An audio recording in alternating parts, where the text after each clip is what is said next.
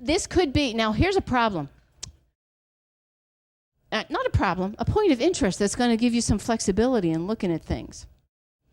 I happen to do this in the key of C major, right? 2 chords were structured the same way. 2 chords that I'm going to focus on right now had a major triad with a major 7th. 1 chord or a 4 chord. 1 major 7 or 4 major 7, right? So that means in every major scale, because it's formulaic, a 1 chord with a 7th can become a 1 major 7, or it becomes a 1 major 7, and the 4 chord also becomes a 4 major 7. Well, then that means if I hit an F major 7 chord, isolated, I have no idea what key I'm in, somebody just whips out an F major 7 and goes, can you give me a Roman numeral for that number? There's 2 possibilities now. It could be a 4 chord in the key of C, or a 1 chord in what key? In F major. Make sense? Dominance, you get no other options. That's it. There's only 1 dominant chord per major key. We know there's options in minor, but more often we do use the major dominant chord in a minor key, although we know there are options. It's going to get even messier when we look at 2, 3, and 6, because now this means we have 3 places where you can come across a chord that's going to be a minor triad with a minor 7th. This could be the 2 chord in the key of C major. 2 minor 7 chord makes perfect sense. It could be the 3 chord, hold on to your hats, tighten those seat belts. D minor 7 could be a 3 chord in the key of B flat major. Do you see that? In B flat major, the scale is B flat, C, D. D is the 3rd scale degree.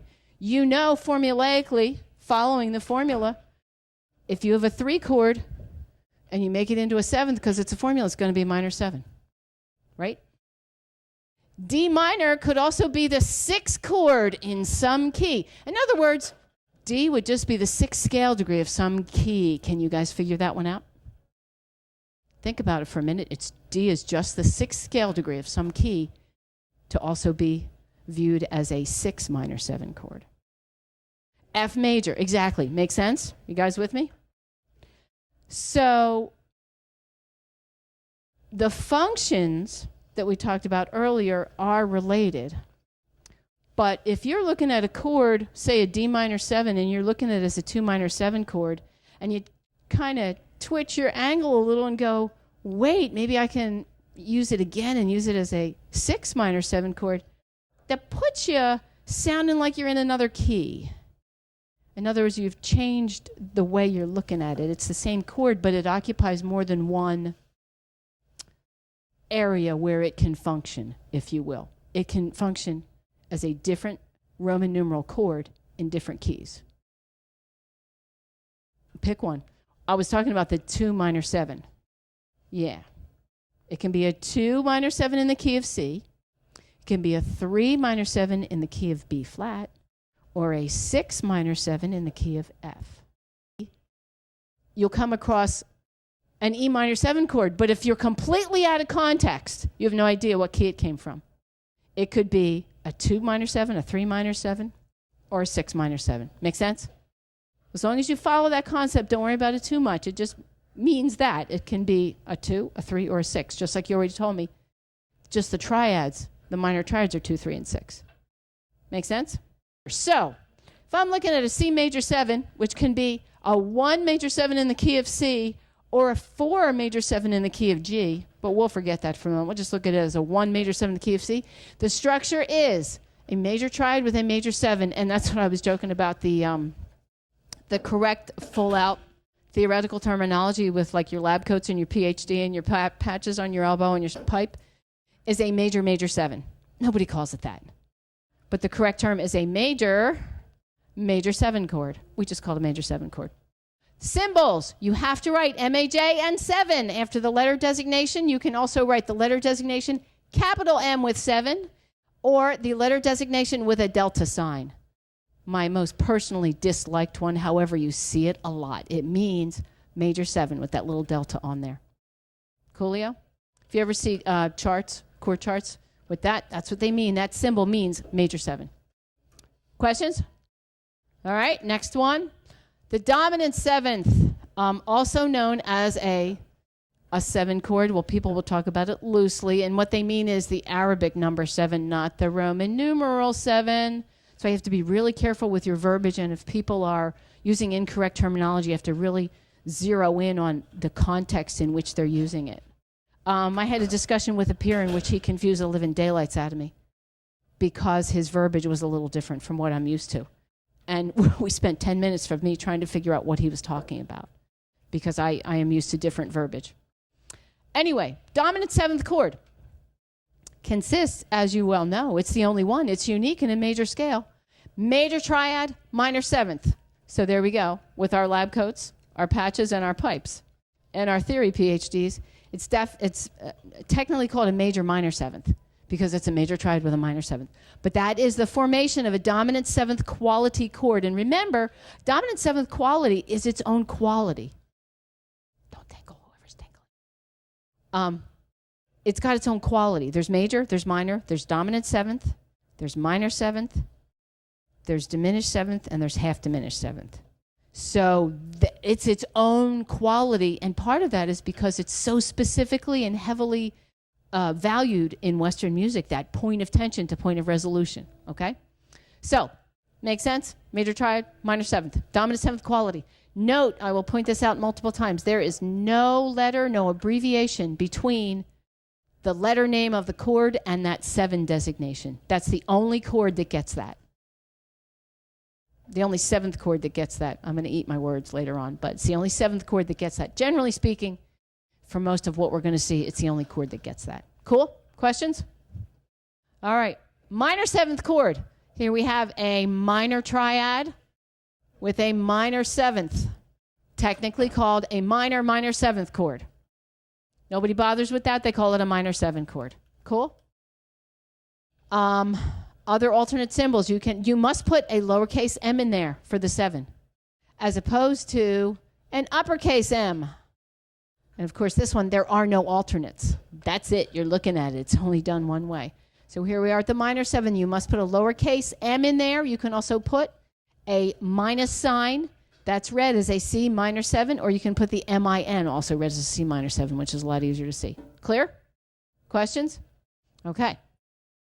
Here we have our friend the half diminished, also called a minor 7 flat 5, and that's what we came across. It's a diminished triad with a minor 7. I guess theoretically to follow through would be a diminished minor 7 chord. Nobody does that. They call it a half diminished 7 or a minor 7 flat 5. All right, and then we have the fully diminished 7. I know you're going to ask, so I'll tell you, if you're in a minor key and you're using the harmonic minor scale, you have that leading tone in the minor scale, not the low 7, the subtonic. You have a leading tone 7 in the minor scale. When you form a triad and stay diatonically, that's where the fully diminished 7 occurs. And we did not look at a minor scale, let alone a distinction between harmonic minor and natural minor. But this would occur naturally on the 7th scale degree. So the reason this one's a little hard to think through, what is C the leading tone to? What minor key is the C natural, the leading tone to? In other words, it's only half step away. It's only half step below tonic. Careful, think again, you got it. D flat minor, ouch. It hurts my brain to just think about what the notes in D flat minor would be. So let's pick an easy one.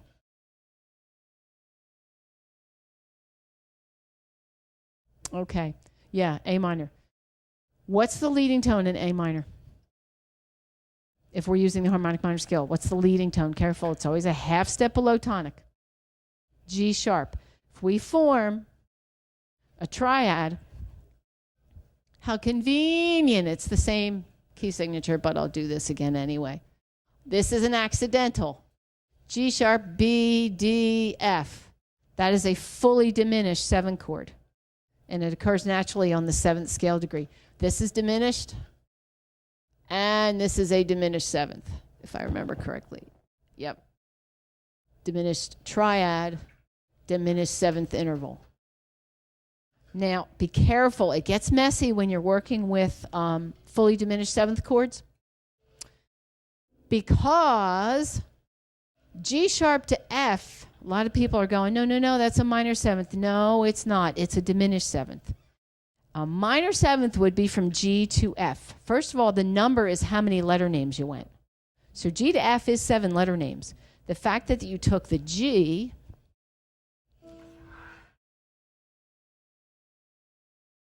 to F, 7 letter names. 1, 2, 3, 4, 5, 6, 7, right? The fact that you took the G up a half step when you made it G sharp makes it a half step smaller. That's why it's a diminished seventh interval. And then all the stuff in between, this was the diminished triad that occurred naturally, and there is the diminished seventh. That's why it's a fully diminished seventh chord. The down and I see you, Jalen. The down and dirty cheat method for that is they're all minor thirds. It's just a stack of minor thirds. There is nothing but minor thirds. And when you go to invert them, you just keep going around in circles. I'll show you that in a sec. So let's do that. Play G sharp diminished 7, fully diminished 7. And fully diminished is the correct term. Nobody says that. If they say diminished 7, they mean fully diminished. They distinguish when it's a minor 7 or half diminished 7. Okay, so G sharp, B, D, F, right? Put it in first inversion. Put the G sharp up on top. What do you got? B, D, F, G sharp, right? B, D, F, G sharp. You still got a pile of minor thirds. None of them got closer to each other or farther away. They're all still minor thirds, right? They're symmetrical. Flip it up one more time. Put the B on top. So now you got D, F, G sharp, B. Actually, I have to call that A flat and C flat. My bad. Because it's got to be a third. I have to now name it D, F. I have to go a third to A flat. F, G, A. I have to go 3 notes. Now I have to go a third above A.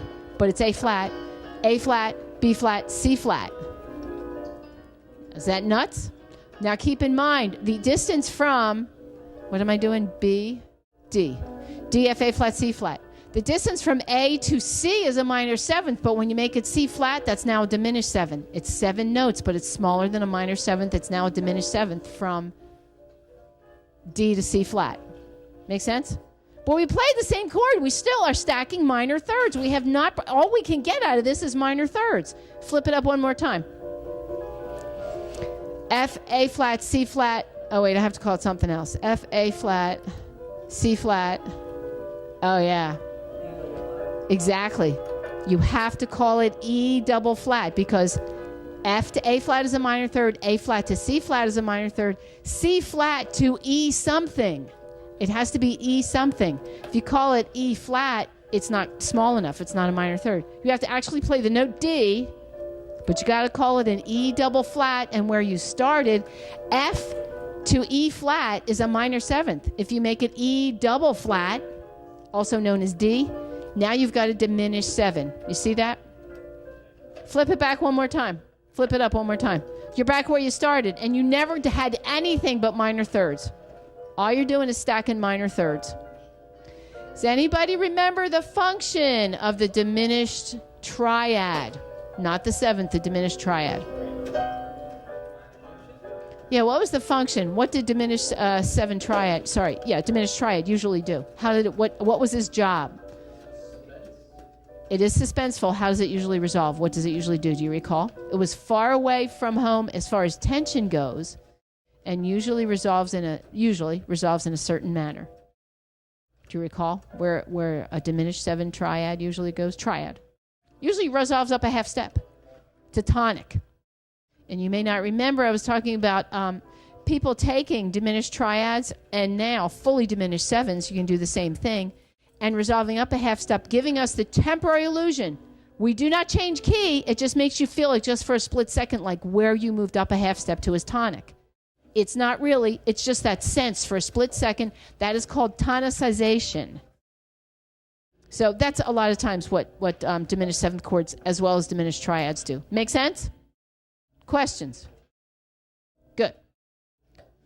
All right, so we just went through this. Here are all our diatonic 7th chords in major.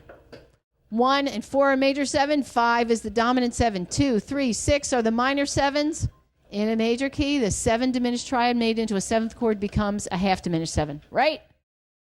Okay, good.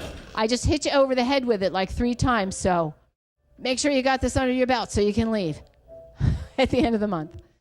Okay, and here they are written out. We just did that. Makes sense. Don't need to dwell here. Yes, we good? Let's look at them in minor. And it's the same process. Keep in mind, folks, if I ignore these two for just a minute, remember when you're looking at a relative minor, you went, if it was just the scale, if you went from C to C, to find the relative minor, where do you go? Up 6. 2, 3, 4, 5, 6. Okay? So, this is our new tonic when you're in minor. But keep in mind, 6, 7, 1. This used to be 1 in the relative major key, so of course that's going to be a major 7. It used to be the 1 chord in the relative major, 1, 2, 3, 4. Of course 6 is going to be a major 7. It used to be the 4 chord. So they're related. The problems and the little bit of messy comes whether you have a leading tone or not, because in minor we have that option to have either a subtonic, a low 7, or a leading tone 7.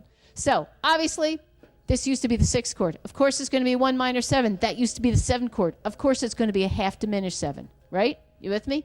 That used to be the 1, so it's going to be major 7. That used to be 2. Of course, it's going to be a minor 7. That used to be 3, so it's going to be minor 7, unless I have a leading tone, in which case it's going to be the major 5. That used to be, I always lose track, 1, 2, 3. That used to be the 4 chord, so of course it's going to be major 7. That used to be the 5 chord, so of course that's going to be a dominant 7 quality unless you're using a leading tone. I was just pointing out that you can see where it came from. That used to be 6, 7, 1, 2, 3, 4, 5, right? Okay, so forget that. You know where it came from. Let's look at what it actually is when we're focusing on this as the 1 chord in a minor key. 1 minor 7, 2 is half diminished 7, 3 is a major 7, 4 is a minor 7. The 5 chord in a minor key is a minor 7 if you're using the natural minor scale. Of course it is, because the 5 chord is minor if you're using the natural minor scale, right? Let's think in real pitch. For an A minor, A, B, C, D, E, F, G, A. Oh, wow, that was hairy. The G is natural. When I go to form a chord on the E, I get E, G, B, right? No leading tone. When I add the leading tone, which is what in A minor? G sharp, then E, G, B becomes E, G sharp, B. E, G, B, D becomes E, G sharp, B, D, which is a major triad with a minor 7th, so that's a dominant 7th quality chord there. You with me now? Did I clear it up? Cool. The 6th chord is a major 7 in a minor key, so that for us would be F. For an A minor, if we're thinking an A minor, that would be the F triad. If you add the 7th and stay diatonic, that's E, F-A-C-E.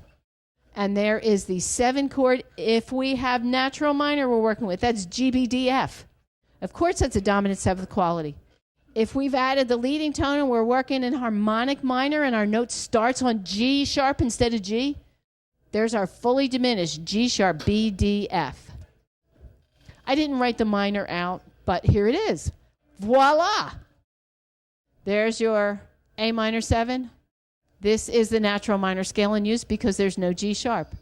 When you go down to using the harmonic minor, there's that leading tone G sharp. It makes that 5 into a 5-7. It makes the 7 into a fully diminished 7. Want to talk to you guys about additions, suspensions, and extensions, and we're going to get to alterations as well, too. It's just sort of the introductory version of it, and we'll pick it up more at a later lecture. I know you guys have had some experience with suspensions, yes? A little bit? Okay, cool, good. Well, then we're just going to solidify all that. Generally speaking, so you know, for this course, there really are no hardcore heavy-duty assignments. Worrying about this or questions, you get a couple glancing blow questions in your quizzes in Aurelia, musician, but you're not going to get a lot of heavy-duty of this, okay? I'm really trying to plant seeds so when you guys get to arranging and further down the line theory courses, when things get really heavy duty, you go, right, we got a glancing blow of that. That's starting to ring a bell. I just don't want you to get to those courses and go, you can do what? You should at least go, oh, right, yeah, let me pull up those old slides and look and see what the introduction was. Here you go. All right, so chord additions. Since our system of harmony is tertian, which means what? We stack in thirds. Since our system is tertian, we stack harmony. We build harmony by stacking thirds. An added tone is one that is not tertian. It's not a third. Pretty simple. So a good example of added tones that you will see commonly are seconds and sixths. Here is a C, add 2. It's a C triad. We added a second above it. Bammo, it's that easy. The other one is a 6, add 6. And just keep in mind with both, whether you're adding 2 or adding 6, regardless of the quality of the triad, this one's major, that one's a minor triad, the interval is always a major sixth or a major second. Make sense? So let's hear that. Play a C, add 2. Yeah. Got it? Really easy. C, E, G, put the D between the C and the E. That's a C, add 2. Let's hear a C. Let's hear a C minor, add 2. There you go. It sounds like I'm hearing a 6 though. Just C, D, E flat, G. Coolio. Okay. Stop, please. Let's hear a C6. C, E, G, A. I'm adding 6. And they don't say add 6 with 6 for whatever reason. Yep. You will find that used, in my experience, mostly as a tonic. Hold up just a second. Remember when we were looking at adding sevenths, that was a whole other thing. But remember, 1 and 4 had a lot of things in common as far as the chord structure. It was a major triad. You will see a 6 chord, any type of 6 chord, used as tonic or 4. More commonly tonic in my experience, just saying. Other people may have different experience and can give you a different perspective on that. Speaking of which, don't always take everything I say for gospel. Sometimes it's my opinion, and I try and make that clear. A lot of musicians share my opinion, but it is opinion. So let's hear a C6, please, again. C, E, G, A. Yep. Make it a C minor 6. Yep. And honestly, I hear that as tonic. I hear that as the end of something, an arrival point. What was I going to say? Oh. So back here, this was pretty specific. It's C, add 2, right? It's because a D can also be viewed as a ninth. And we'll talk about that later, but just leave it at this. Sometimes D is a ninth, and sometimes D is a second away from where you started. D up an octave is a ninth. I'm not going to talk, I'll mention that at the end, just to give you an easy way to remember things. But that's why they're so specific. When they say add 2, they mean right next door to where you started. Okay? And here's something that you hear with 2 chords, either major or minor, 2 chords. Here, listen up.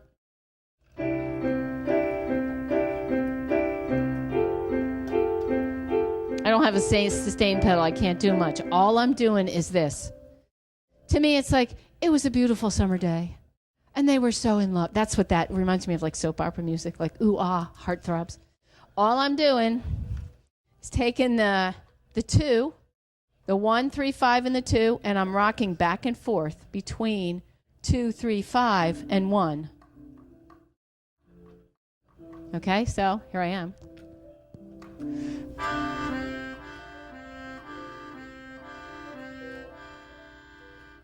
You would think that'd be dissonant, but it's kind of not.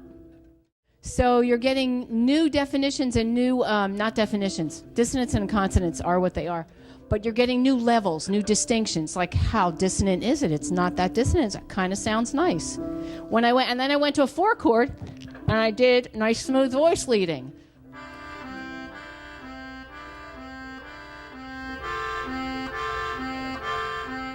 Out of breath. See what I mean? So I went here, smooth voice leading. That's an F in second inversion, but I put the add 2 in there. So that's all I was doing there. Sounds like poopy soap opera music to me. And we looked at the add 6. Same kind of deal. Make sense? It's pretty direct and clear. Just keep in mind, if it's add 2, what type of interval is the second? Major. It's always a major second, regardless of the quality of the triad you're working with. What about the 6, if it's a 6?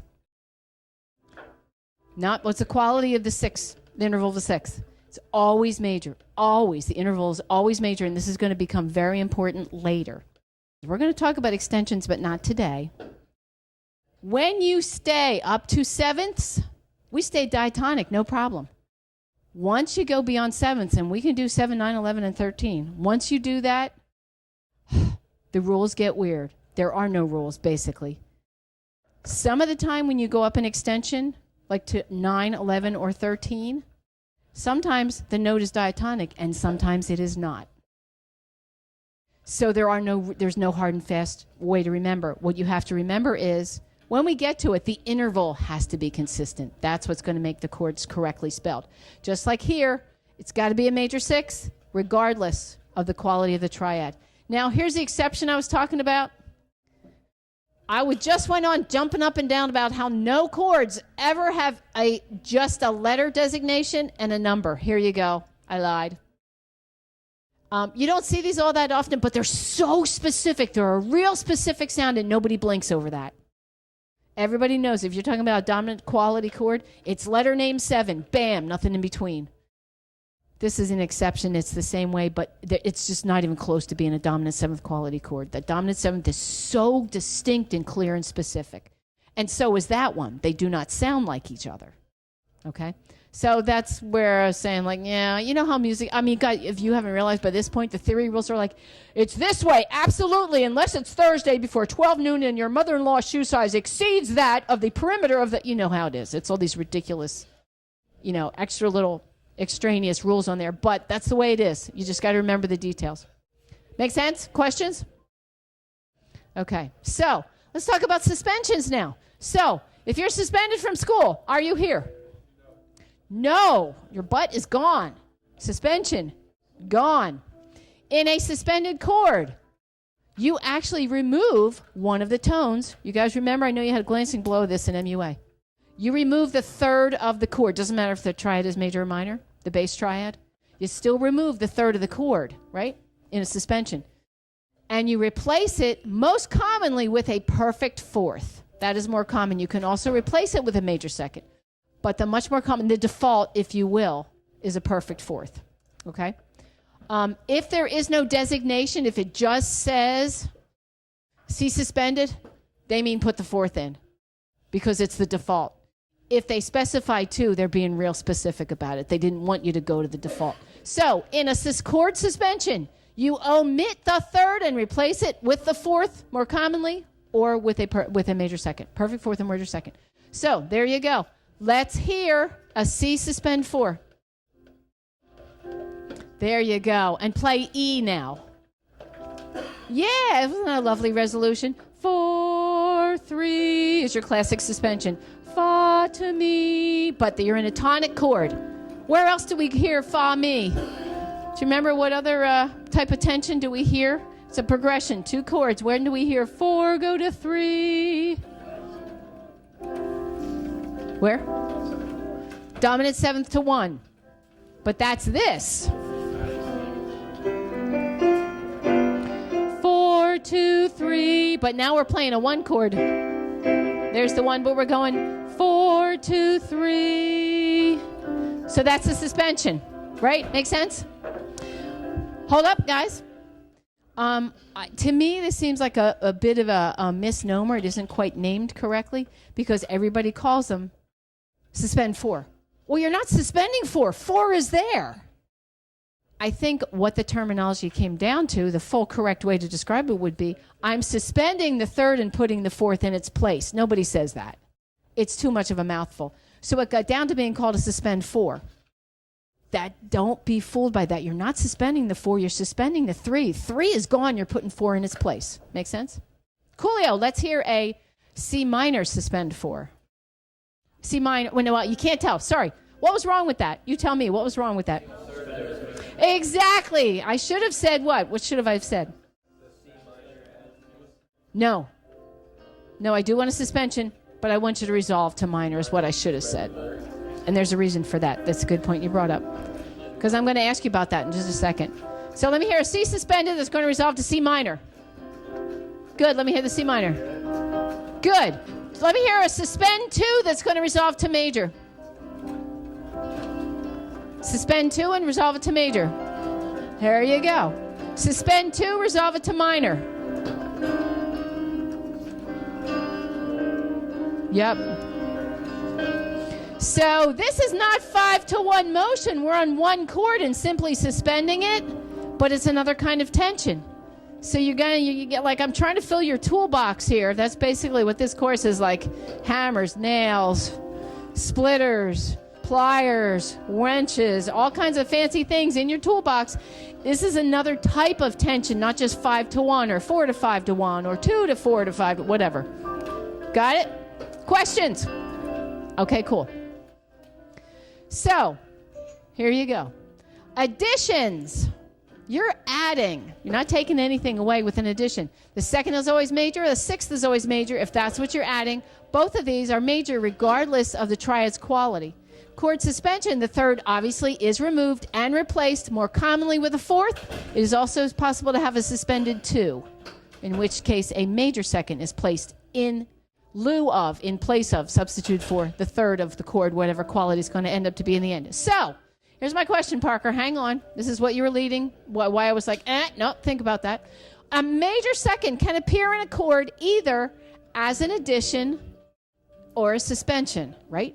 Think about that. A major 2, major second, can appear in a chord either as an addition or a suspension, either one, right? How are the chords different if the major 2 is an addition versus when the major 2 is a suspension? What about it? Right, the third is kept in the addition. It's taken out in the suspension. How are they written out? What is the chord symbol for each one? How do you write out, you can just verbally tell me, how do you write out a when the major second is an addition? C add 2 in parentheses. How do you write it when it's a suspension? C sus 2 or suspend 2. It's SUS or SUSP. Either one's good. Now, think about this carefully before you answer. Are these circumstances the same set of circumstances for a perfect fourth? Think it through. Why not? Because why? Well, I'm just talking about, like, say, a tonic chord. Can I add a 4 to, like, a tonic chord? You could. Go ahead and play it. Give me the whole thing. Seriously, to me, that sounds just shy of, like, you might as well be doing this. You getting it? Seriously, it's just shy of this. I'm playing chords. Why? What's going on? What's the problem with that as a chord? Say again? Yeah, how close? Right. But can you give me the correct theoretical version of pretty darn? Minor second. They're only half step apart. What's the function of the third of that middle component? What's its job? What does it do to a chord? Why do we need that third in the chord? It gives us the quality of the chord. What do you do when you got a fourth in there? Why is a fourth ever in a triad like that? To create tension. You've got the resolution and the tension both happening at the same time. That's why, to me, it sounds like this. You might as well be playing with your elbows. Are you resolving or are you suspending? Make up your mind. What are you doing? So you can't put a 4 and a 3 right in the same chord. It just doesn't sound good. You with me? I'm deliberately keeping you within 5 notes and saying if you go 1, 3, 4, 5, it doesn't sound very good. And you've got a suspension and a resolution right there. 4 is supposed to resolve to 3, and you're doing them both at once. That's all I'm getting at. You don't put 4 and 3 in the same chord because it just doesn't sound good. Make sense? Okay. Like I said, and Parker's on too, we're going to mess with that in the future. Not today, but we are definitely going to mess with that and dance around it to some degree. Hint, spoiler, an octave makes a difference. Yeah. Okay, so here we go. You guys got that all worked out. So what we're going to talk about in the future is extended chords. Not today. Just going to throw this out for you. Because we're going to talk about life beyond 7th chords, we're going to talk about 9, 11, and 13. And again, this is stuff I'm just trying to prep you for down the road. There's really no heavy-duty question or assignment regarding this. You will get a couple questions here and there about it, okay? So, If you're talking about extensions, life beyond the seventh chord, we can go 9, 11, 13. 9 is exactly the same as 2. A major second and a major 9 are the same note, but the 9 obviously is up an octave. Make sense? So 9 and 2 are the same note, but the octave makes a difference. 11 and 4, which is what you're getting at, 11 and 4 are the exact same note. Fourth above C, perfect fourth, is F, and 11th is the F above that. The octave is going to make a difference. Okay? And last but not least, a 13th is the same as a 6. The 6 is major. A major 13 is the same as a 6, but it's up an octave. So what's a sixth above C? Major 6. I'm sorry, I should be more clear. What is a major 6 above C? A. What's a 13th above C? Wait, let me be specific. I'm thinking of C4. What is a 13th above C4? Correct. Makes sense? It's pretty easy. 9 and 2 are the same, 11 and 4 are the same, 6 and 13 are the same.